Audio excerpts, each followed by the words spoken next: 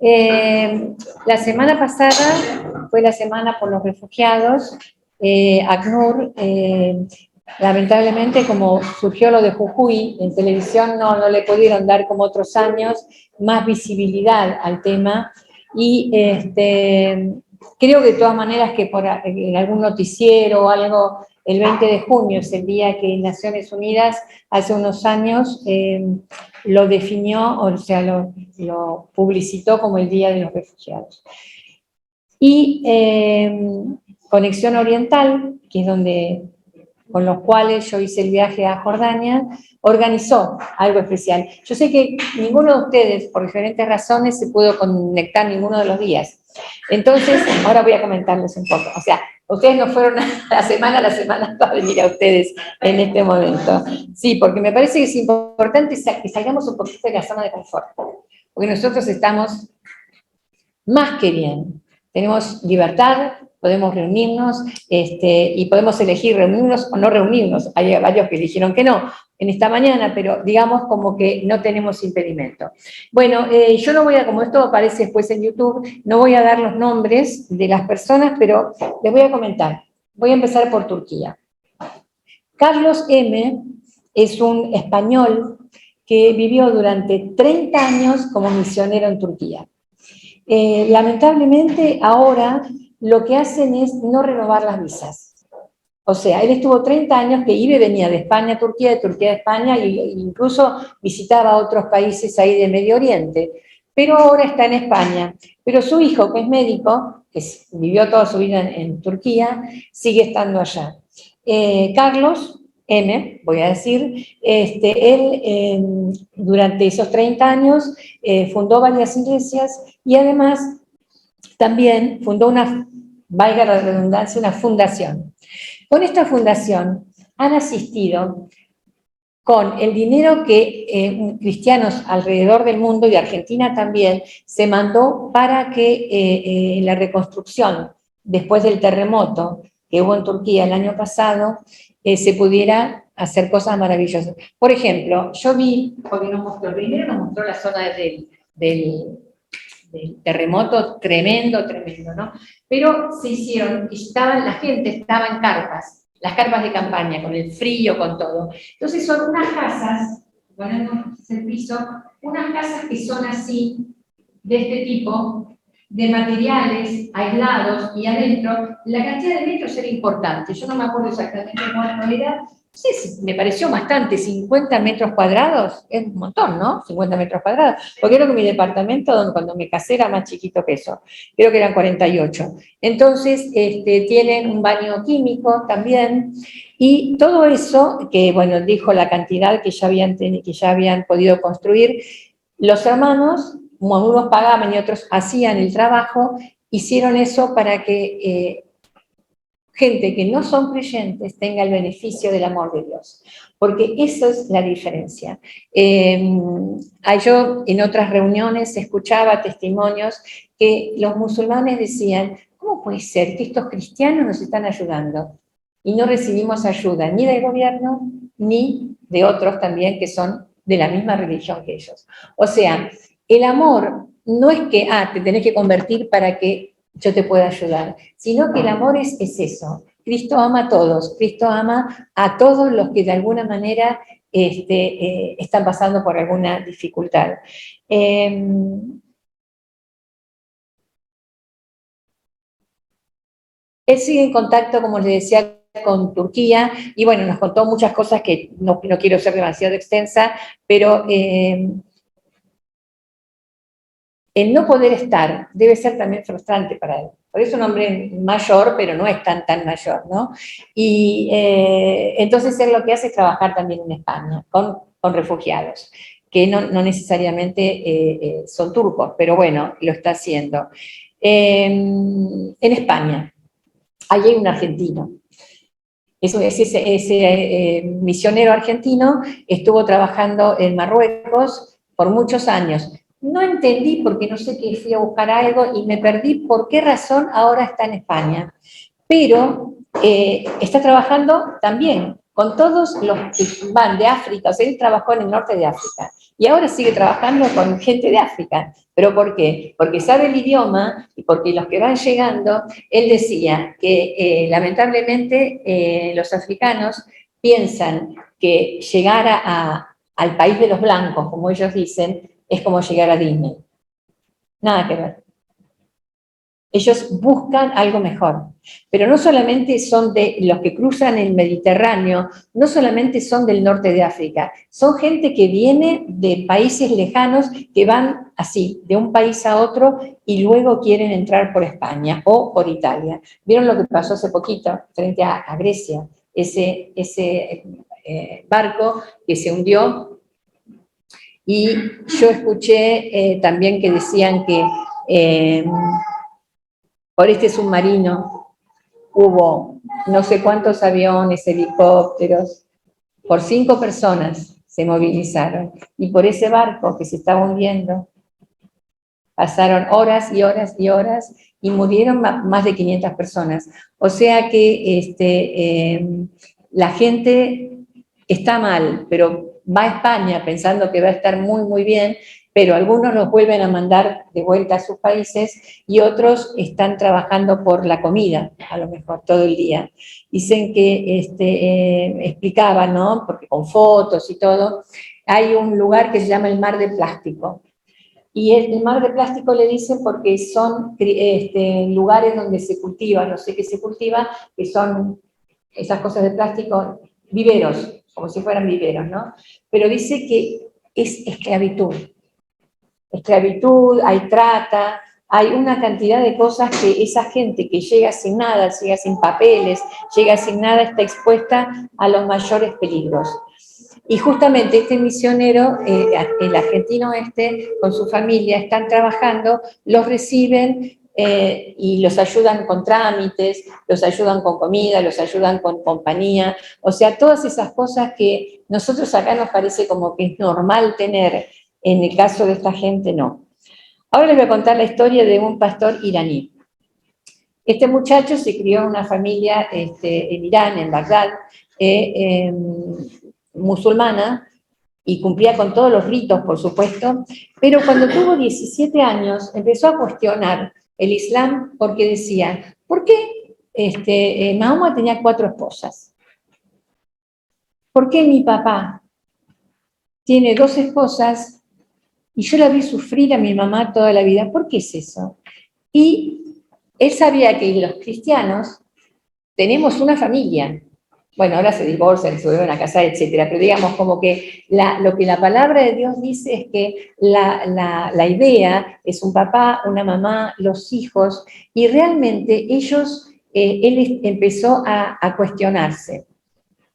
Y empezó a entender que lo que él estaba haciendo, que pensaba que estaba cumpliendo con la voluntad de Dios, haciendo todos los ritos que tienen que hacer los musulmanes, no era lo que realmente quería. Y además, los iraníes tienen un idioma que se llama Farsi, no sé si sabían, que es un idioma, a ver si yo lo puse por acá, el Farsi que era.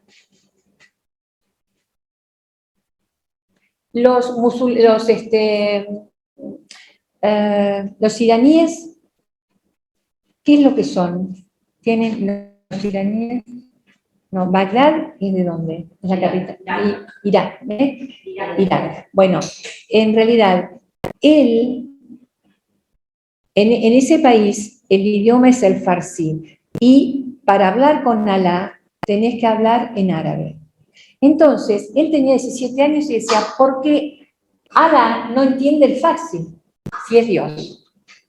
Nosotros le hablamos a Dios en el idioma donde vivimos. Entonces dice que él en ese momento empezó a decir, a pensar, algo está fallando acá. No puede ser que si yo quiero hablar, tengo que hablar en árabe y no en la lengua que yo tengo. Entonces salió de su familia, salió de su país y fue como refugiado a Turquía. Pero después de Turquía fue a Grecia. Y en Grecia se unió a una organización, se llama helenística, pero no me acuerdo cómo era la otra palabra, y empezó a trabajar con cristianos. como ayudante, digamos, ¿no?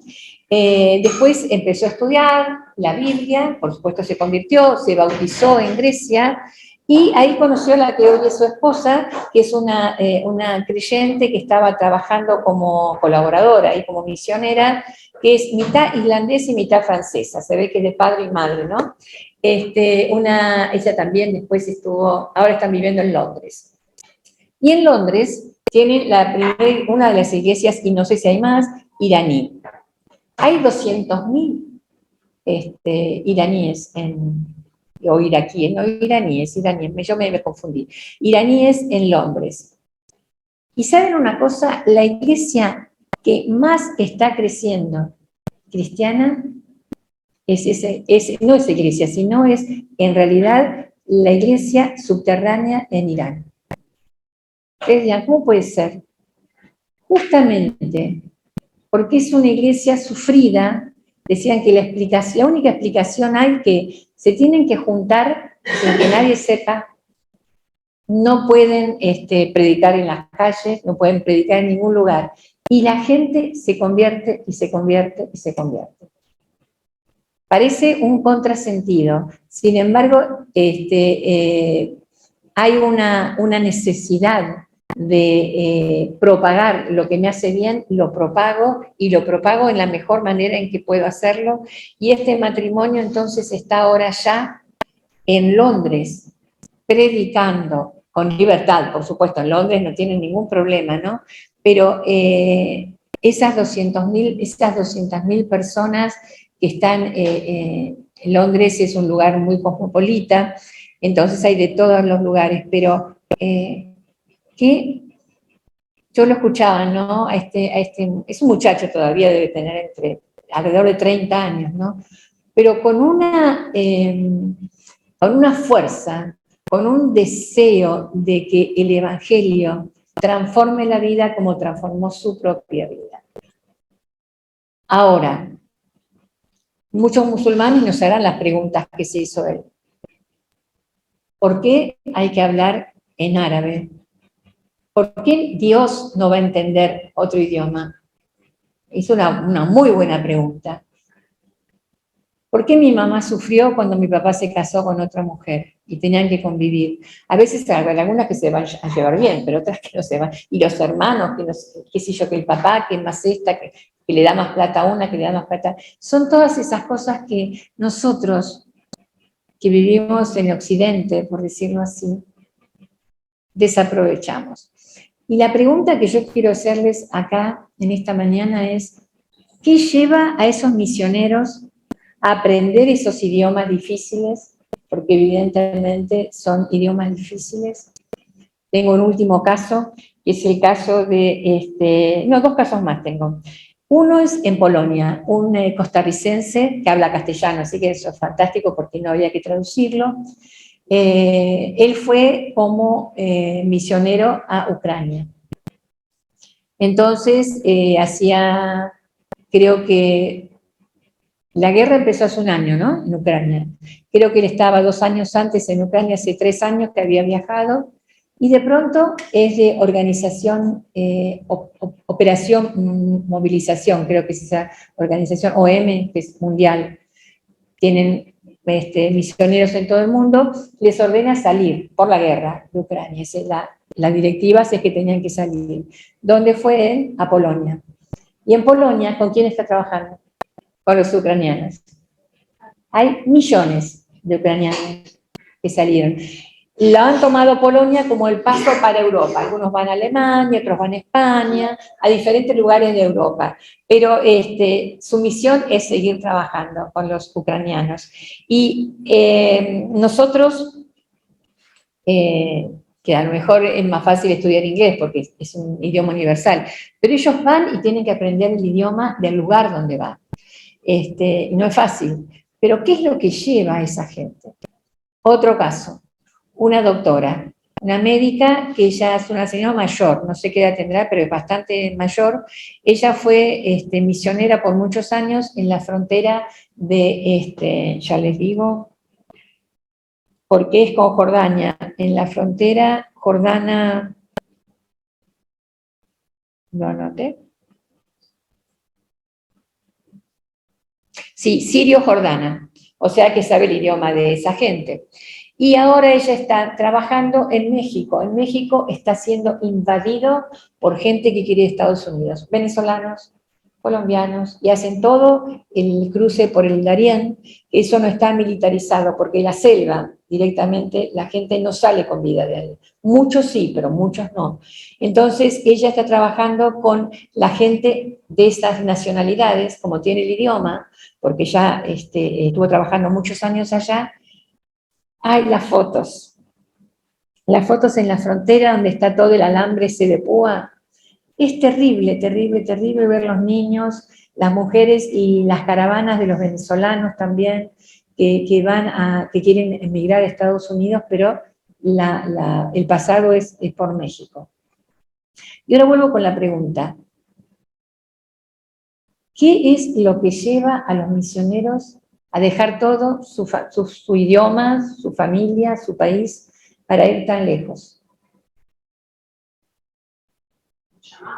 Un llamado, pero un amor, porque es ese amor que no pueden decir, sienten que tienen que salir, tienen que ir, el amor. Entonces yo estaba pensando, trasladémonos a nosotros acá.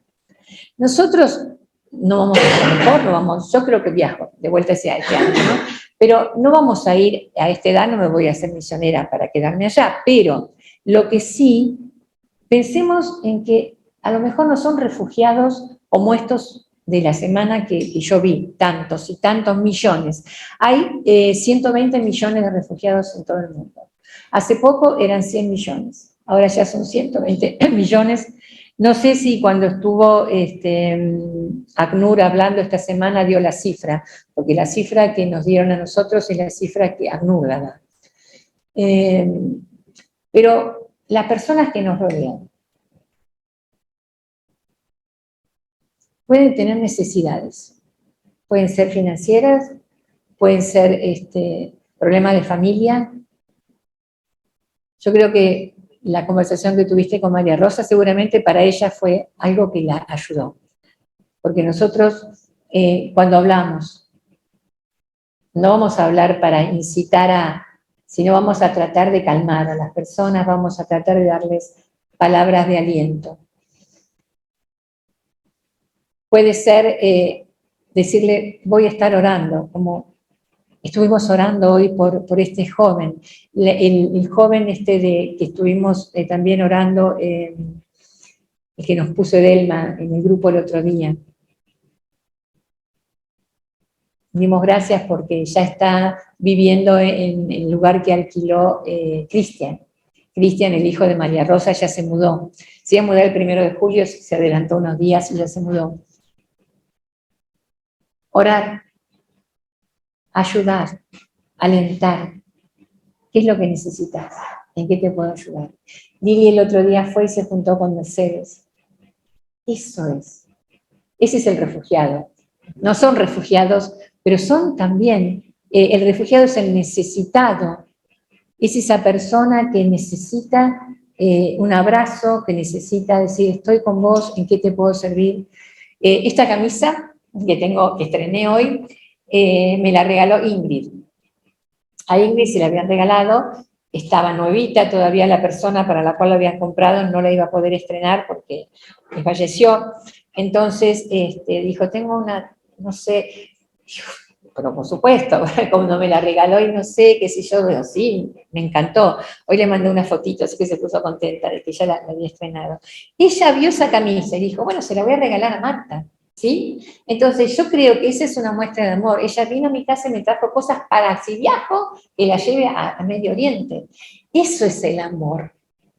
Por eso, como esos misioneros que dejan todo y van, bueno, nosotros a lo mejor no vamos a ir como misioneros, porque en realidad que yo haya ido a Jordania es por ustedes dos, porque la idea de Betty era que fueran el matrimonio Batista Lazarte, pero me dijo, cuando yo le dije, no, mira, están en otra, ellos están buscando a ese bebito hermoso que tienen ahí en brazos, entonces me dijo, ¿y por qué no vos? Yo, ¿te parece? A la edad que tengo. Bueno, pero en realidad, no importa qué, pero a nuestro alrededor hay necesidades. Hay necesidades. Entonces, el amor, que es el que mueve a esa gente a estar construyendo estas casas que les digo, que están, bueno, cada uno en su lugar haciendo cosas diferentes, pero nosotros estamos acá y alrededor nuestro hay personas que nos necesitan. O sea, a nosotros como un vehículo, a Jesús lo necesitan estar en contacto con Dios, porque están desamparados, porque nosotros creo que tenemos problemas, por supuesto que tenemos problemas, que son distintos, cada uno tendrá sus diferentes problemas, pero lo importante es saber que uno lo transita con el Señor y que eso es lo que tenemos que compartir lo que el Señor ya hizo en nosotros y que puede llegar a ser en otras personas. Así que, bueno, un poco les relaté, no es lo mismo que haberlo visto, porque para mí fue un antes y un después también, recordar todo lo que yo ya había vivido con las familias de refugiados allá, pero la gente hablaba. La guerra en Ucrania es tremenda, tremenda, tremenda. Había una foto de una nena, la nenita que había de 11 años, que había hecho un dibujo de su amiguita, que murió en Ucrania, y el dibujo era una nena hermosa, son todos rubios, ojitos celestes, pero tenía acá todas flores, la había dibujado a su amiga, el recuerdo que ella tenía de la amiguita.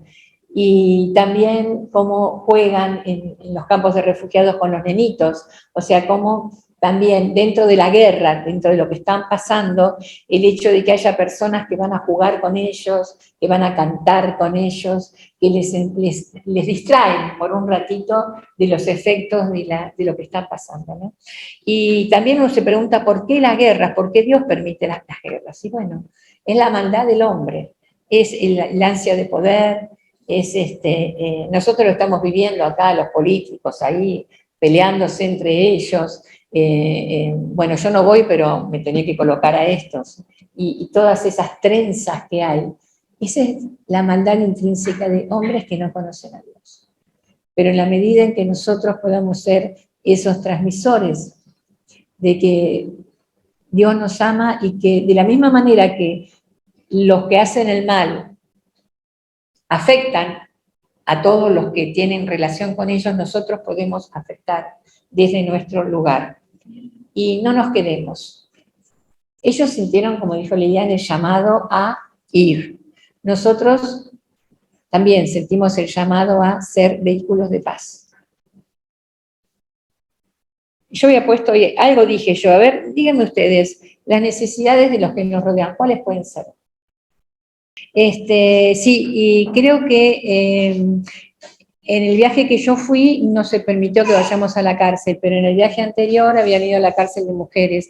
Hay muchas chicas que van engañadas y después terminan presas. También acá pasa con chicas de Centroamérica que vienen para trabajar como niñeras y después resulta que terminan en un prostíbulo. Y evidentemente un vecino que a lo mejor no está pasando por una necesidad tan grande, pero una palabra puede acercar. Y después una cosa va llevando a la otra. Oremos y pidámosle al Señor que nos abra, como decía la canción, ¿no? Que nos abra o sea, que podamos descubrir en qué podemos ayudar. ¿Cómo podemos, qué puertas se abren? Hablando también de las puertas que se abren, pues seguramente el Señor ama a las personas y quiere que nosotros hagamos nuestra parte. Padre, gracias porque donde estamos podemos ser, Señor, misioneros. Misioneros que tengamos la misión de transmitir el amor que hemos percibido de tu parte sobre nuestras vidas, sobre nuestras familias, Señor, para poder llevar a otros, compartirlo con otros. Señor, más allá de que se conviertan o no, pero que sepan que realmente existe un Dios que quiere acercarse a ellos y que podemos, de parte nuestra, demostrarle que sí, que hay un amor especial. Que Padre, tú quieres capacitarnos para no por teología, sino solamente por el ejercicio de amar, el ejercicio de compartir, el ejercicio de orar por las necesidades de los que nos rodean y dar ese pasito más. Orar y llevar a la práctica, Señor, este amor. Ayúdanos, Señor. En el nombre de Jesús te lo pedimos. Amén y amén.